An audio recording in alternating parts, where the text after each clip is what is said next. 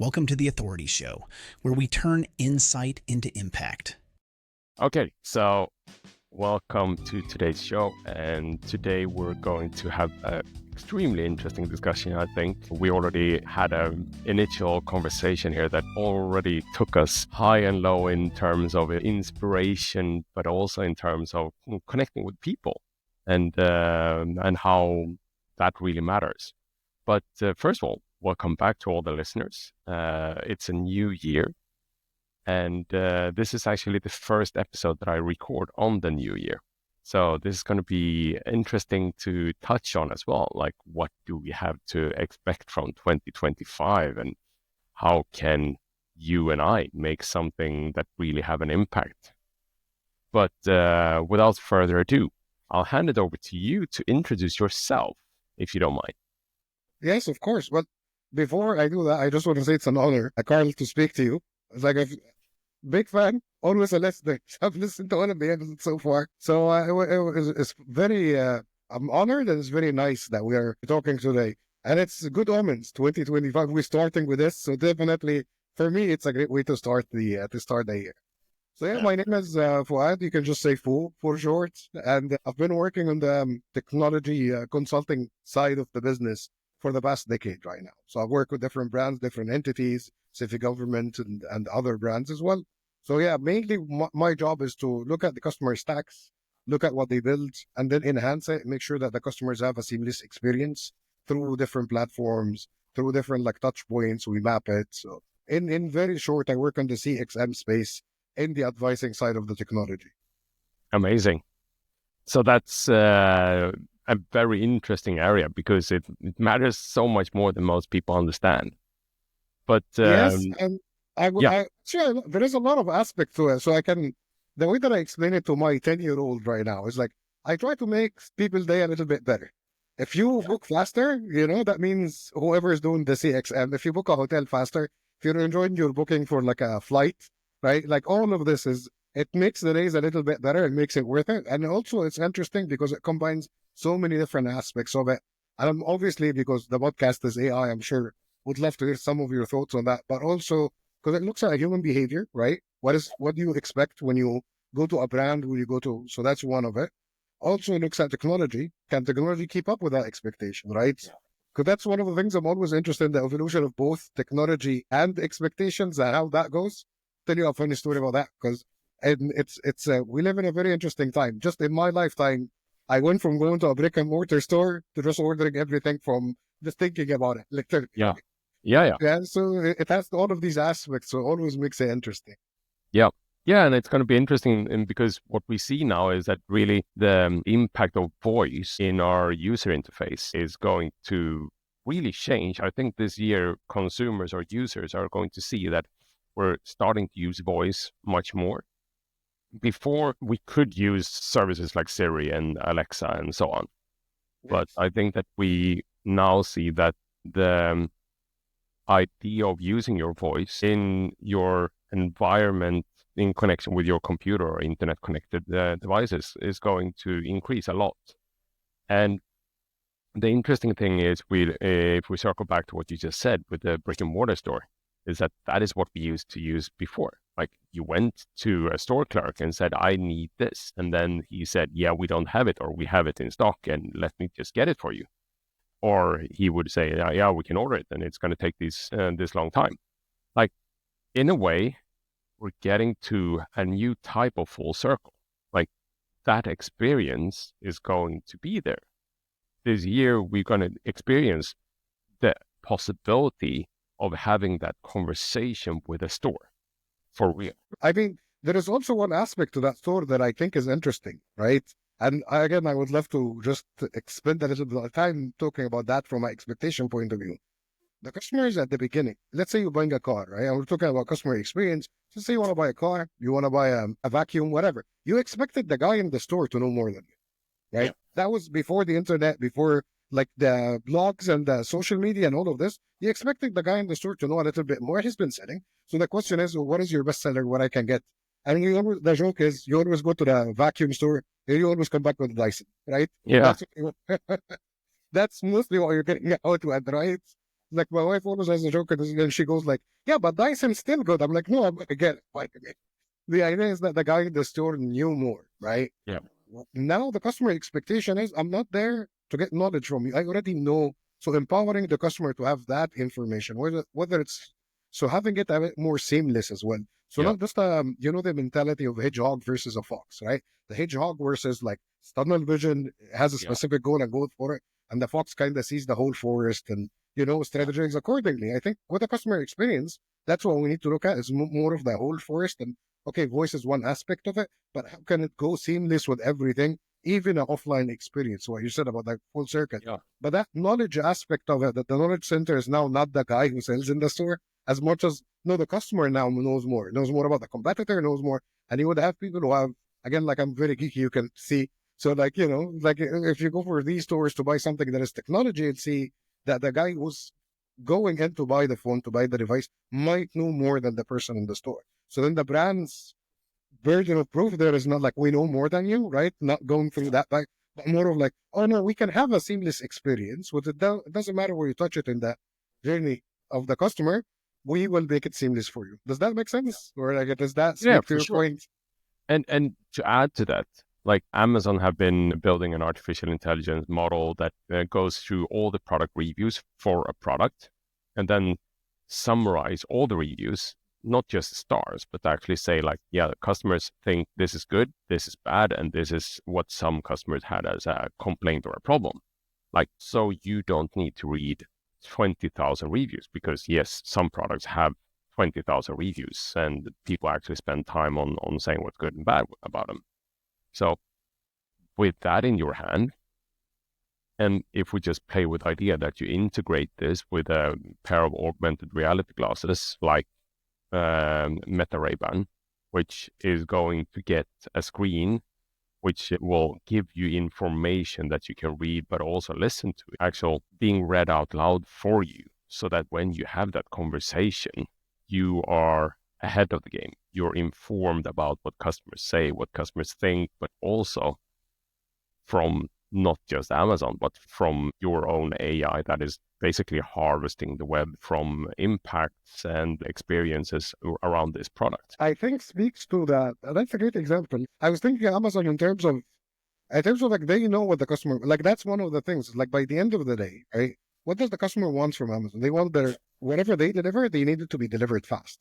So their motto is like nobody will complain if I order now. I get the order now. Nobody would complain that, oh, I'm sorry, my package reached too early.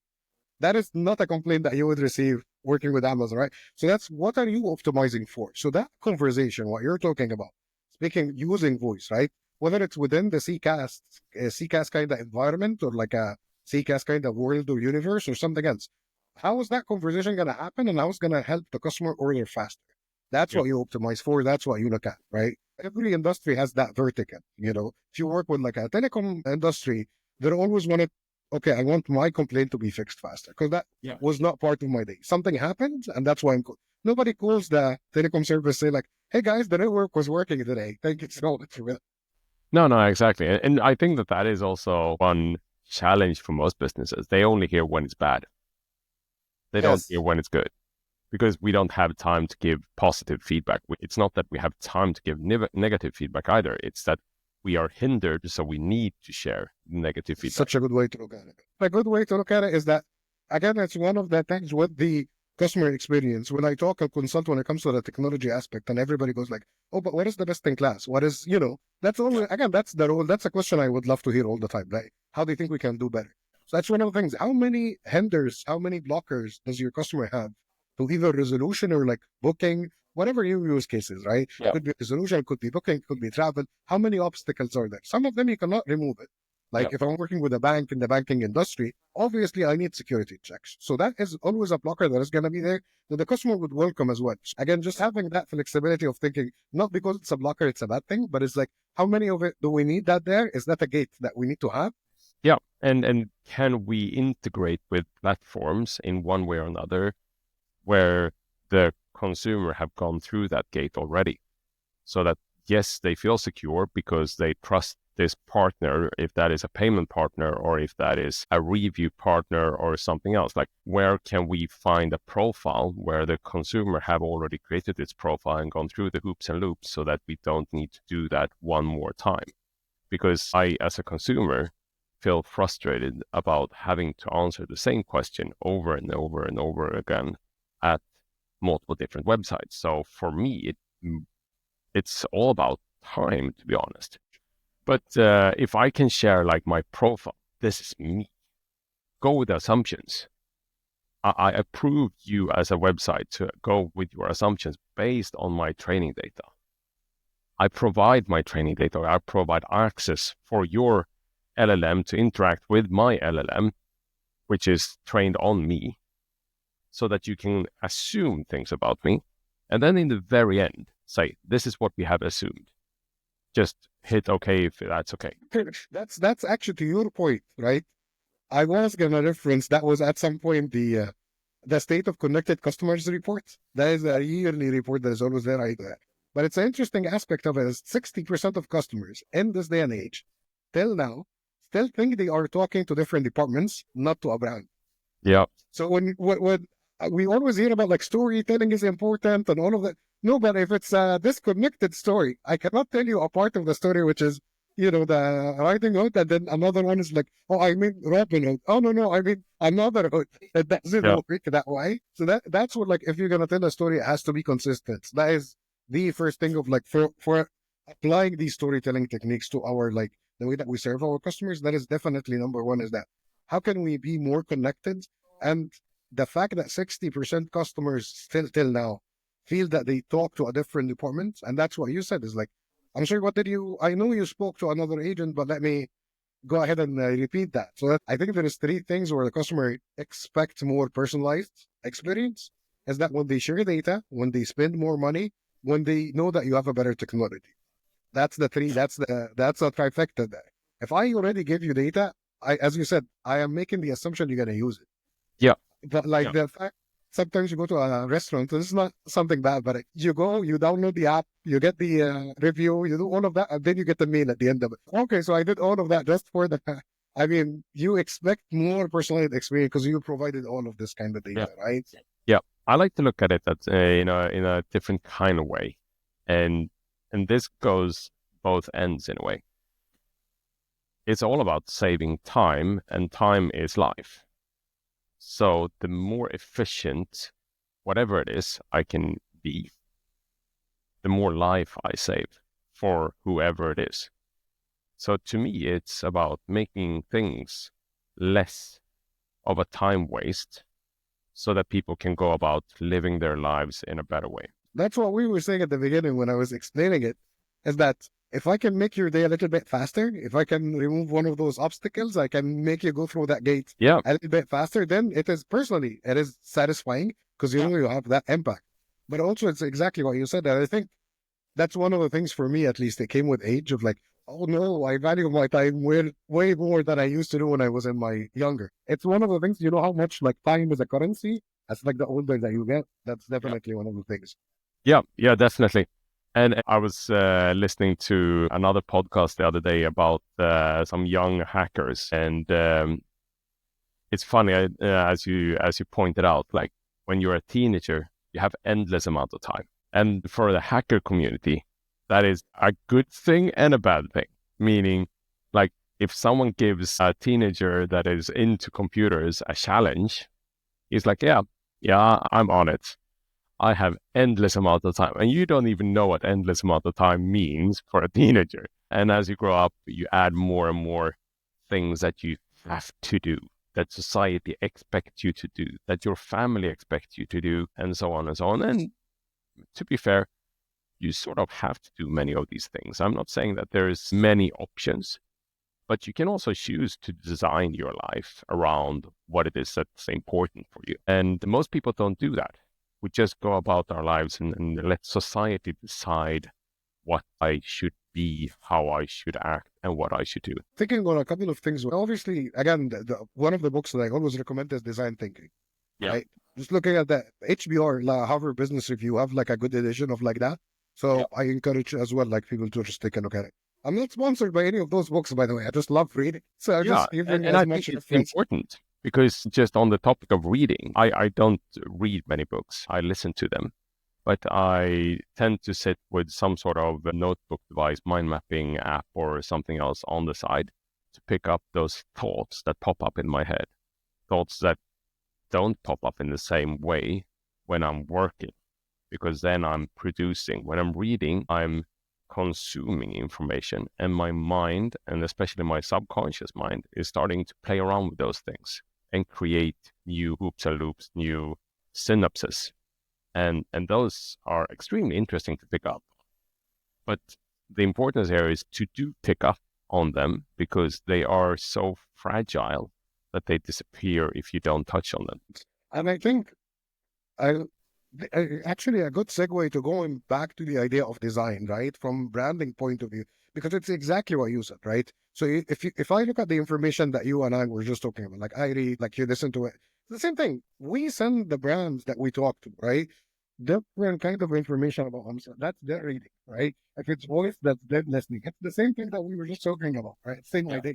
Is that the brand gets all of that information, but like the question is, do you have the wisdom to one integrate? Yeah. Just make sure that I have the same, like, I don't have to go to Karl and go like, hey, Karl, I'm sorry, what were you listening to? Because Fouad is just reading. I'm not looking to that guy. I really do the reverse with someone else, right? There's no, am I integrating all of that information? The question is not, okay, he's listening and he's reading. The question is, what are they into? And that is a question where, like, I can, okay, from both of their interests, because speaks to what you said about, like, you change with time and you live with difference. But now the world, obviously it's a cliche, but the world is more connected than ever, right? Like everything is there.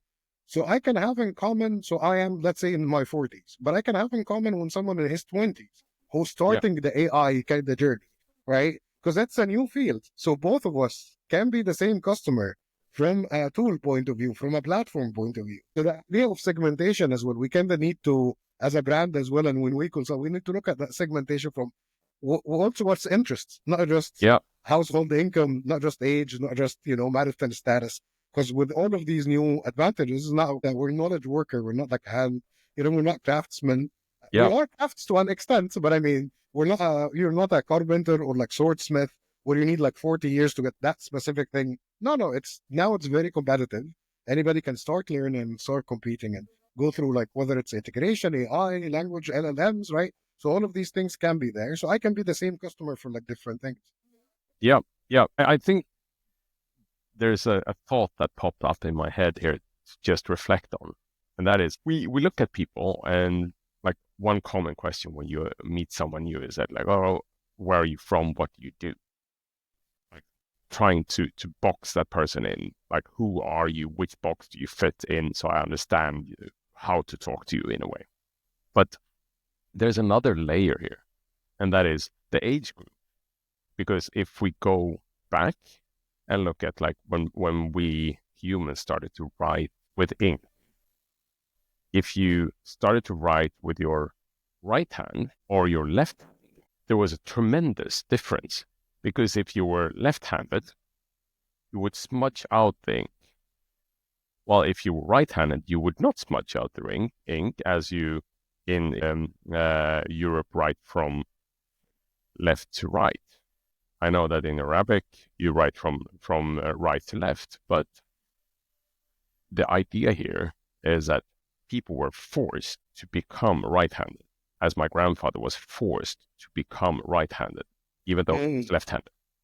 And he became a surgeon later on, where again he was forced to be right-handed because all the tools was designed for right-handed people.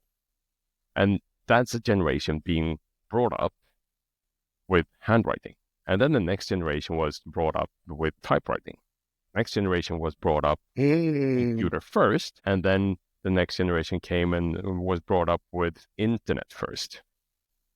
And then came laptop first, and then came smart devices first. There's an interesting shift here, and that is where, if we go back again, we look at Africa. Africa as a continent, to a large extent, was mobile first. They didn't have computers.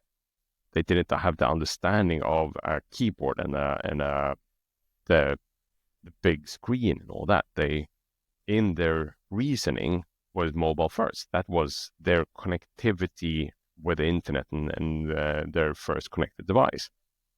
And now we're looking at the generation that grows up with AI first. And quite soon, as it looks, if the development keeps on going in the direction that I see, is that our smart devices is going to disappear from our hand. We will not be looking down and getting the stiff neck and all that. We will have it just in front of us.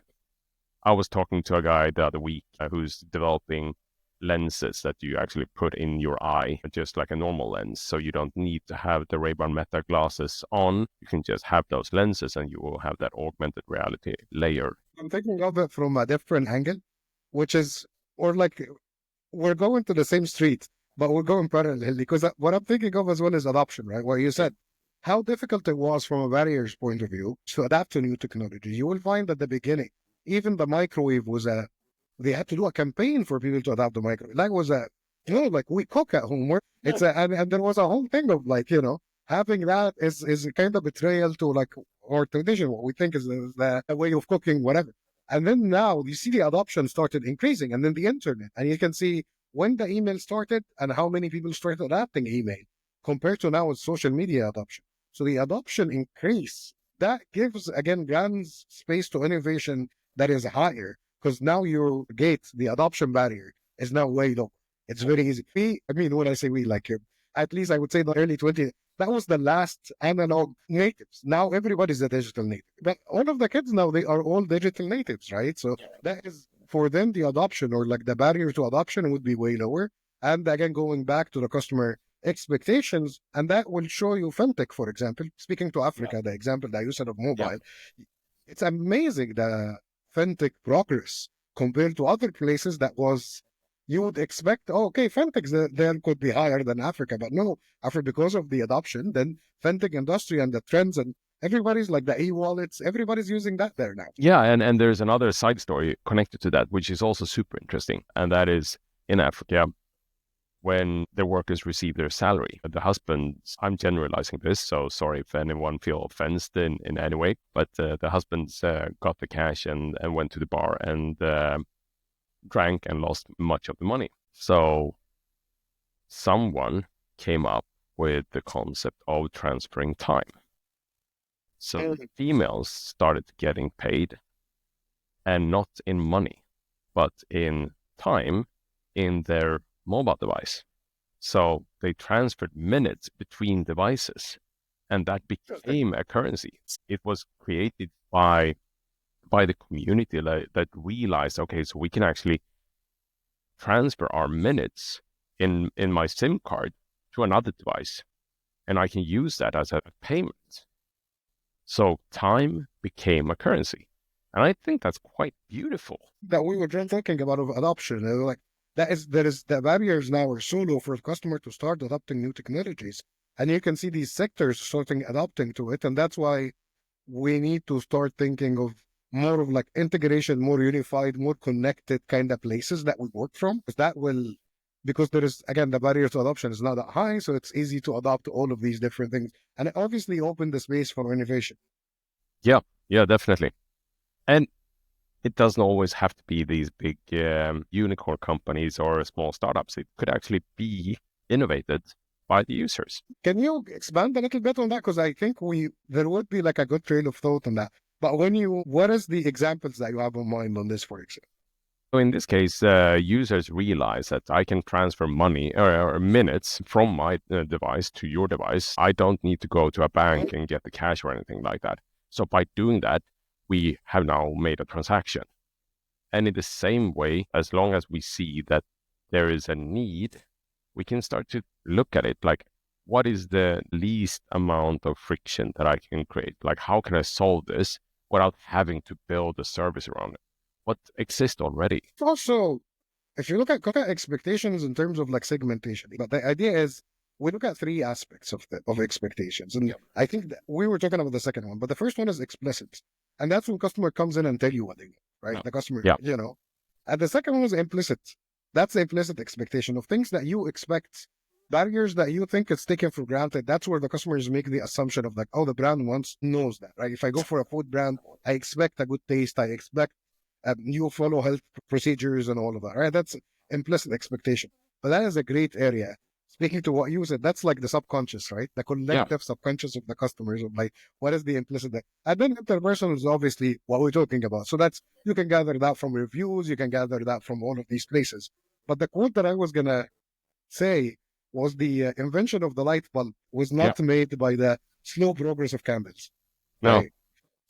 So if we look at the same thing over and over again, it's like, oh, this is how I've been serving my customers all the time. But also that's that part of the implicit expectations of like, what do they want to do? They don't want, the candle is not the problem. The problem is they wanted to have light that stays. So if you have that, then the customer, the market will be there. And that's where the innovation comes in. As you said, it doesn't have to be a unicorn. It doesn't have to be, I think the disruption space is not as one of the false gold kind of thing.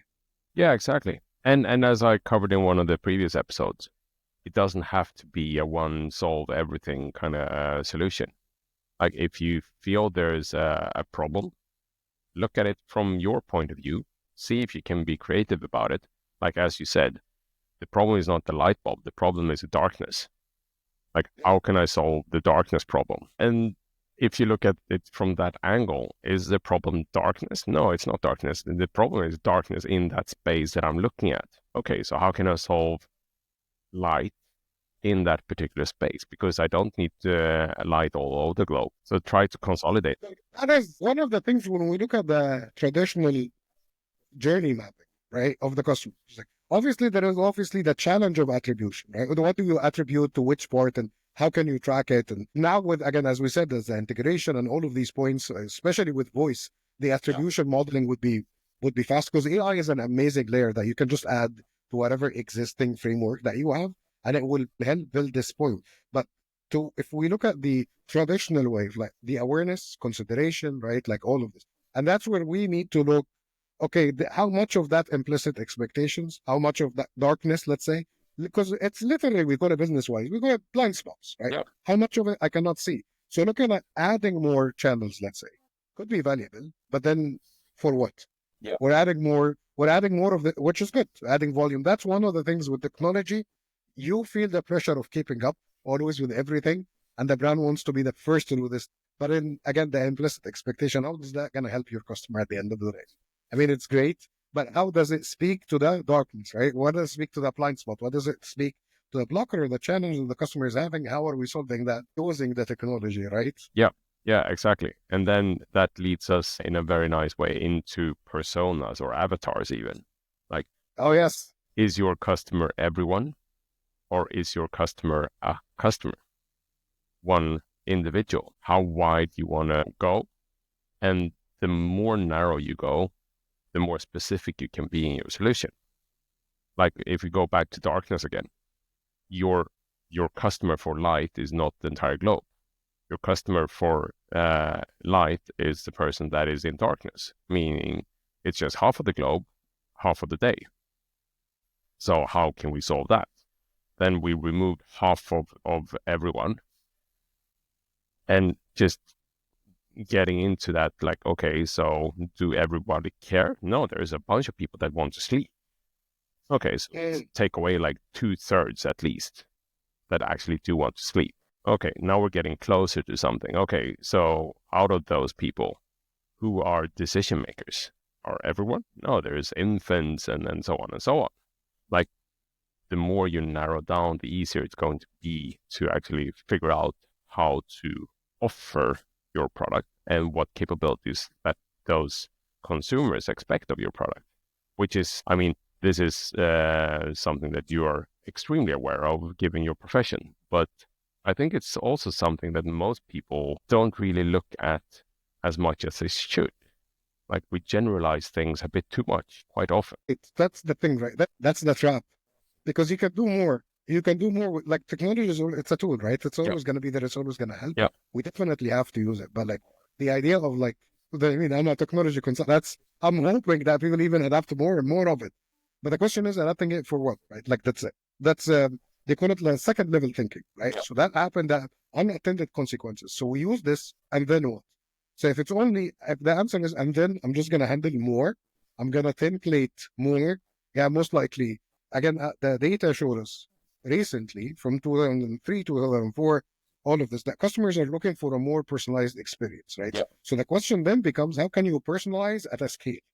That's the idea. How much of it, because the customers are either, as we said, technology is advancing, they are spending more. So as we said, three things, right? Technology, spend, and data. So they're sharing all of these three things with you.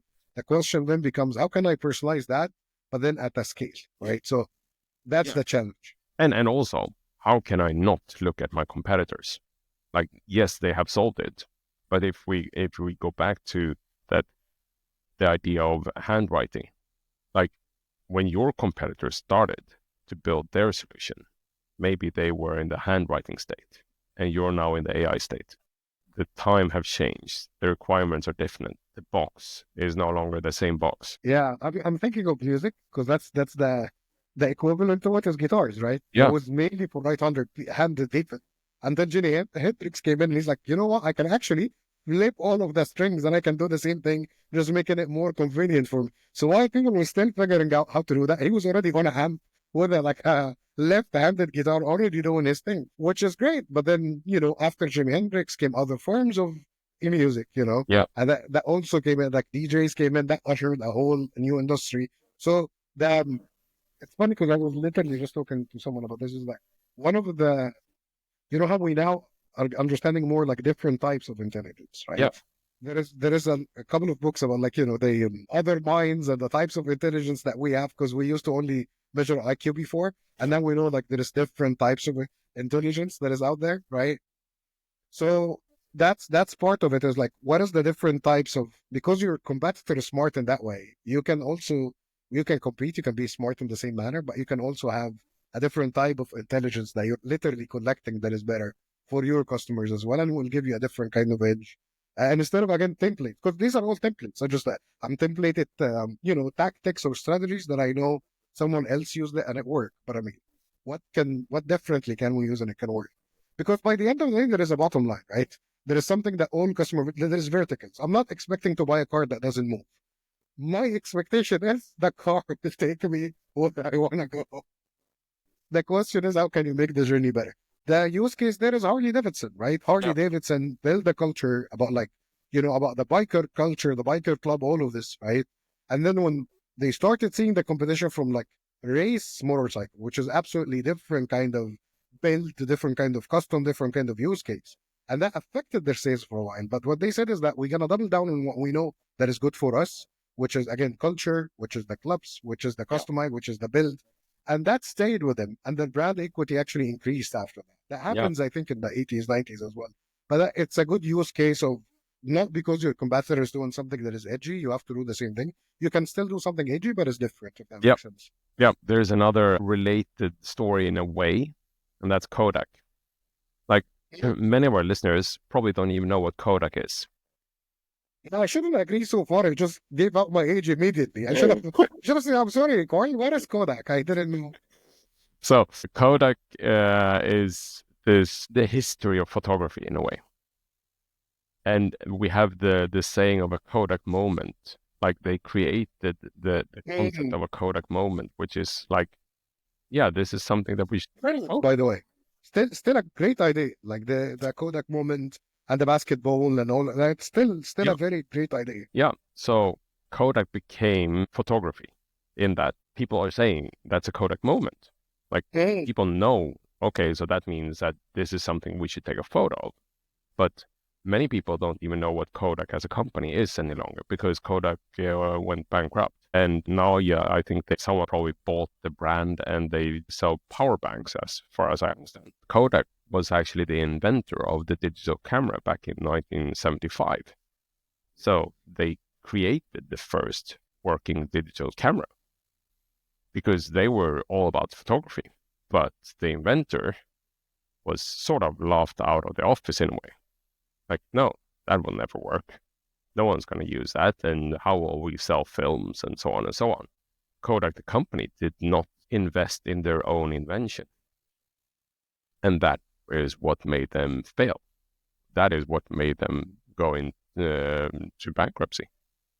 because they didn't believe in it. Sears are the same way. Sears is a massive head scratcher for me because they are the inventors of catalog.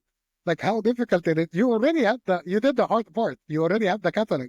How difficult it would have been to have a digital catalog. That could have been a massive thing because that's what we use in e-commerce now, in a conversational commerce. Yeah. Again, going back to voice, going back to the CCAS, that is what conversational commerce is all about, right?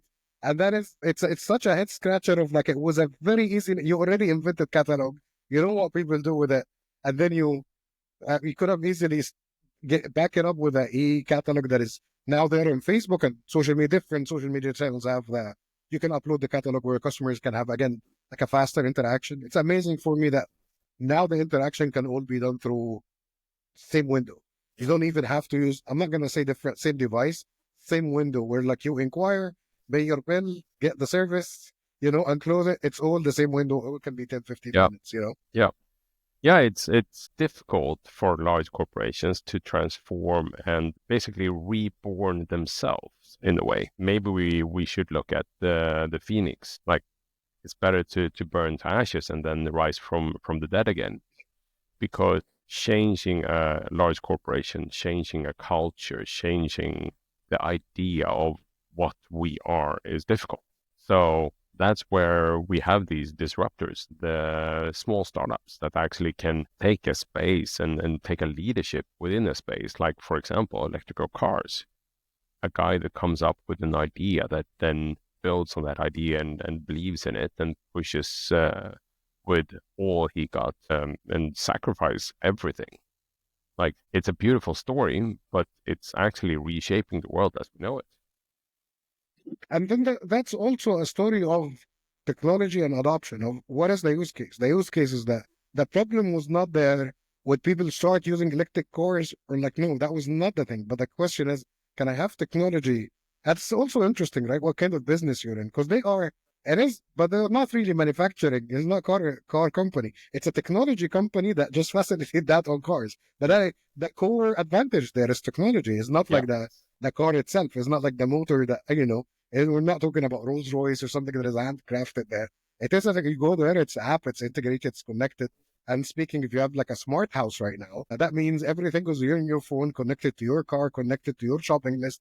So that is kind of universe that you can, maintain for your personalized, and you can serve that at a scale. And that's where technology would help you, like, kind of serve that to the customer. I think the question is, are you doing traditional marketing or are you doing traditional service, online, or are you actually adapting technological thinking? That's the question. Yeah. Just doing more of the same traditional. That's where the part of the adoption is. And the key here, I think, is the implicit customer expectation of like, what do they actually want? They just wanted to have faster cars. If you can provide faster cars with better technologies, then people will start using it. Yeah. It's obviously easier said than done, but yeah, exactly. It definitely is. It's like the story of putting makeup on the pig. Like, it's still the same thing. Like, it looks beautiful, but it's still the same thing. That is also, in a way, what I have seen with companies that I work with. Like, when they try to disrupt a certain area or an industry, some try to do it inside the old organization. Some build a new team within the organization with totally new team members that don't have the legacy, that don't have the inside culture, which is a wiser move. And some of these companies that I've been working with actually realize that we should not do it this way. They create a totally new company and they are investors in their own company. It's interesting. Yeah. And that's where we see things happening for real. Like, they create their own idea that that they sort of let loose. It's not tied back behind the walls of the big corporation. It's something that is actually operating in the innovation space as a startup, where the people in the company actually get the possibility to really challenge without the normal constraints or boundaries. And then I also seen the same thing being done inside a large corporation, in this case, a unicorn. So still a startup space, where instead of creating a bunch of different companies, the idea was that we created companies within the company. So each and every team had a product, and that product had to sort of be sold to the inside the company users, and to actually integrate with other startups within the company and so on. It's a very interesting approach, and something that from a financial point of view adds a lot of value. The challenge here is to get the team members motivated enough. If they're just employees, then maybe that motivation isn't there, especially if those employees are given the problem to solve. The better way would be to have the employees go out on a wild chase of problems and try to come up with their own idea, and then present that to an investment board, for example.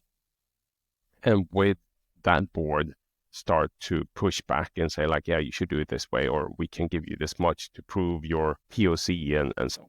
No, I think that's very interesting, because it's like they created a digital healthy beehive that is separate from whatever is happening with the, with the queen there. Yeah. And just have one that is, healthy, and it will produce, you'll have a better product there. That's interesting, because it also fixes the issue of you searching for like someone to invest in the company, because you already know where that is. Yeah. Sounds like a solid solution. Yeah. The interesting thing here is that it really encourages learning by doing, which is something that I extremely much believe in for companies that want to disrupt. Not to look at what other people are doing, not look at the box and what should be in the box, but actually just pressure testing the market, seeing what works, what doesn't work, and then sharing that insight inside the company to actually move faster, smarter. That's the idea. The idea is not that disruption for the sake of disruption, but is it faster? Is it smarter? Is it more efficient? Yeah. That's the question there. Yeah, and in if we look at the space of investing in startups, we know that many startups fail. And that is interesting because, as I keep on getting back to, no one ever failed. Like, you have only failed if you have not learned. But whatever you do, you learn. So in this space, maybe the value is a learning curve for very much of these ideas that are created within the beehive in a way. Like, if we just actually understand what did not work and how to make it better, then we get back to the light bulb. Like, we didn't create a light bulb. We figured out 1,000 different ways that you should not do it. It's not the word. Yeah. No, that is a fair point, because I'm thinking of that. I think the number is 80% of the startups does not make, that was there like 50 years ago, does not exist right now. Like maybe more than that. I think. And the reason for that is that I see it as well. Again, when we talk about like brands, like consulting, I see it like, even as like in a relationship, they fall in love with their brand and their idea so much that became that first and only now, and then just disregard the customer feedback, the POC, like all of that is like, there is value in grit, 100%. There is a value in grit, and there is a value of like, oh no, I know that work, but there is also maybe more value in like flexibility and knowing like, okay, I know now that idea doesn't work. Maybe like let's reshape it differently, right? Yeah. And as you say, it's easy to fall in love with your idea. It's easy to fall in love with your brand because you are the father of that child in a way. But as you progress and as you start to pressure test your product on the market, you will realize that there are things that might not be appreciated in the way that you expected it to be, if we say so. And that's where you pivot. And if your brand is connected to a word that explains the product, you have a direct fail. Because it's very possible that you pivot outside of what your initial product idea was. And that's where we come to companies like Spotify. Like Spotify, what does that mean? Nothing. Like, it doesn't say anything to me. I don't have a clue of what this company does if I did not know what it actually do. So when you come up with a product idea initially, just come up with a name, not a descriptive name. It's actually, because I'm thinking of two things. I'm thinking of would have been difficult if they tied everything only to music, let's say, and then you add podcast to it, and then the justification of because a brand has an identity, a brand has an image, right? And customers are very sensitive to that for some reason. Part of it obviously is experience, but part of it is like, oh no, the brand changed so much. I don't even know what they're selling anymore. Yeah. You have a lot of people that actually, not buy from the product because of that, right? And that's when we see behavior, and what they want from a brand kind of changes, right? That's one of the things. But also the other side of it, if you know exactly what you're doing, like Amazon, for example, in terms of like, I know that we deliver things. Yeah. That's a fact. Yeah. So if we're gonna bring you, if that includes, I'm gonna bring you products, but if things evolve, that includes, I'm gonna bring you the best shows that there are and put it on a streaming service. I'm gonna do that because it's still within the delivery aspect of it. So there is also that value of.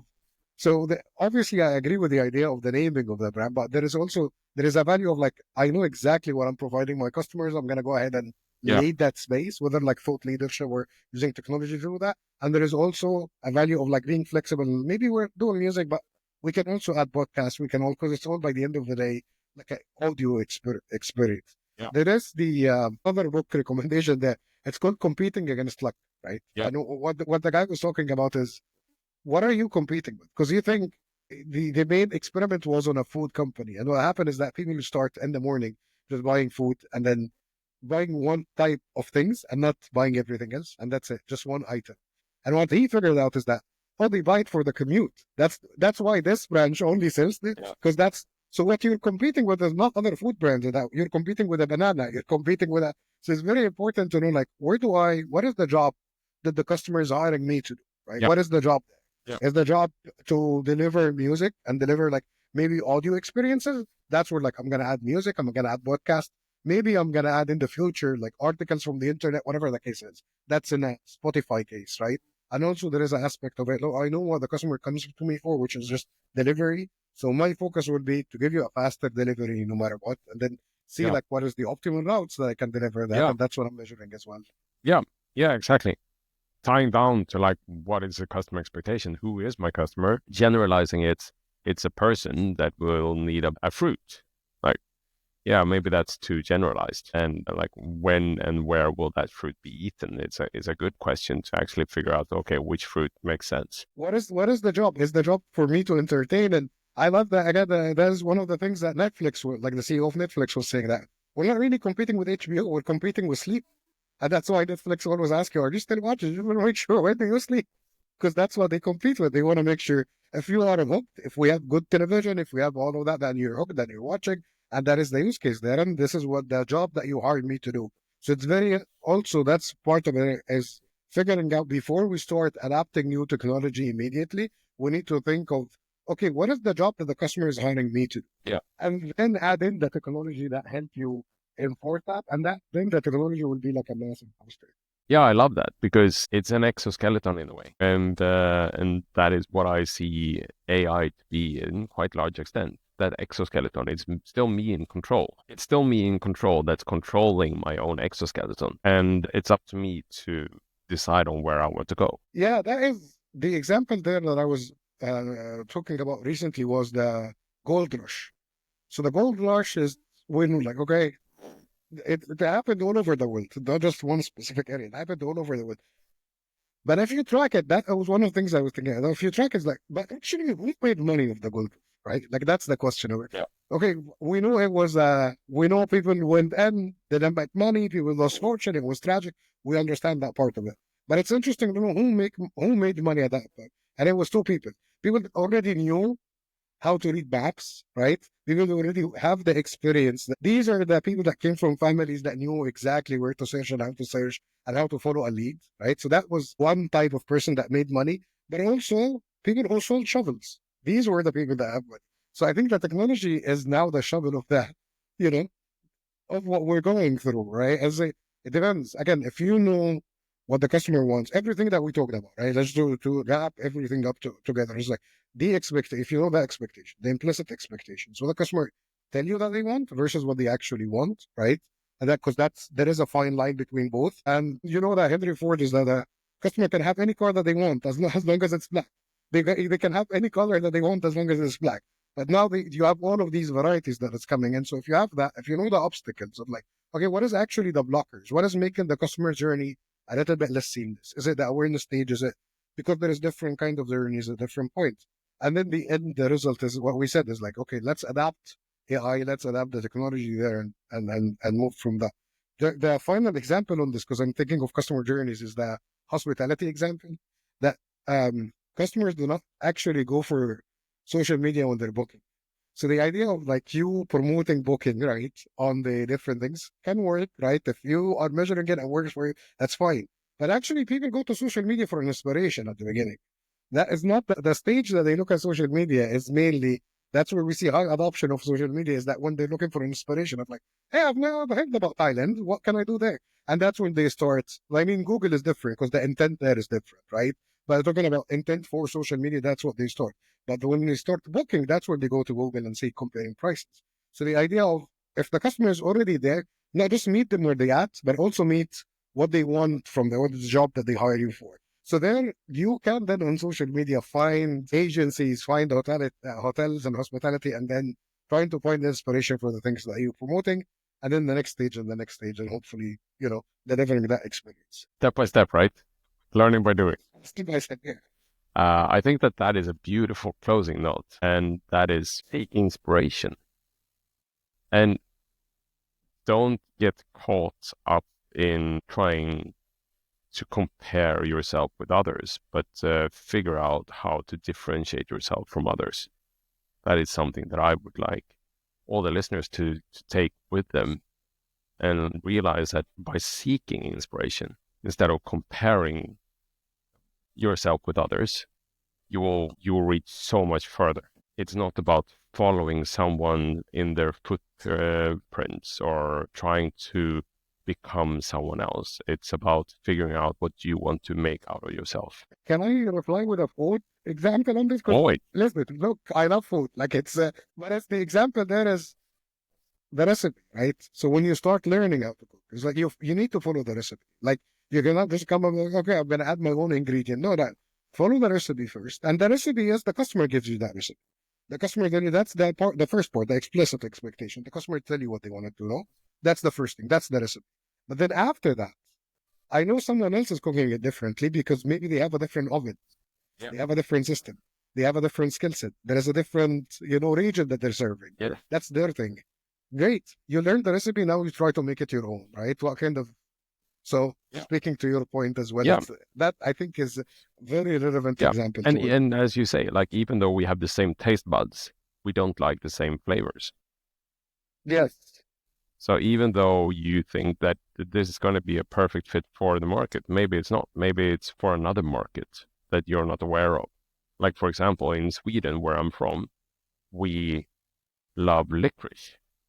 Rest of the world, not the entire world, but most of the world find the taste of licorice to be horrifying. It's like the best candy I ever had. So whatever you come up with, don't feel like if it doesn't work, it doesn't work. You just need to figure out, okay, so is this actually not something that is worth pursuing? And then figure out how much time will this take from me? And am I up for it? That's the idea as well. Like, again, back to the idea of falling in love with your own solution. Because I've seen that a lot when like people come up with their solutions. And sometimes we tend to love complexity, right? That's also one of the things is that there is a lot of mistakes that we can prevent if we just did the simple solution first, but we love the complexity. And you see that a lot when like someone is like, I love just being busy. That's aspect of it, right? Like the grind that has it. Again, if it worked with someone, it worked for someone. I'm not shaming that it would work for someone, but as humans, we tend to like love complexity and love showing that. But also one of the aspects of, but are we actually solving a solution, like solving a problem? So out there, what is the problem that you're solving? I think that's one of the questions that will lead to a better answer in terms of, again, maybe the idea that you came up with, the love that you came up with, your first love was not good. It was love from first sight. All of this is great. But what are we, is it the right fit? Is now the right time? Yeah. That's the question, Yeah. And fall in love with the problem, not the solution. Yes. Fixing the problem. Like, that's it. Yeah. Like realize that the problem looks different from different angles.